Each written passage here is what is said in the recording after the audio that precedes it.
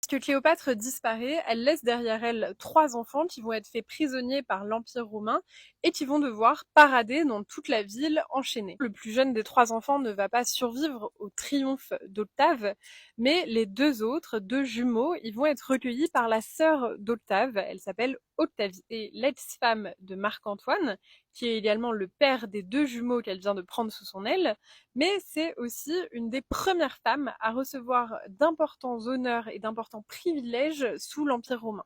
Par exemple, son frère lui accorde une dispense de tutela, qui était une loi voulant que chaque femme soit sous une tutelle masculine. Octavie, elle, non, elle peut gérer ses biens, son argent, sa vie, en somme, toute seule. Elle représente à merveille tout ce que l'Empire romain pense qu'une femme doit être, c'est-à-dire une bonne épouse et une bonne mère. Et en l'occurrence, bonne mère, elle va l'être, elle va même être mère à beaucoup d'enfants adoptifs. Entre les enfants enlevés lors de différentes conquêtes, plus les enfants de ses différents mariages et les enfants des autres mariages de ses époux, on va dire que sa maison est bien remplie.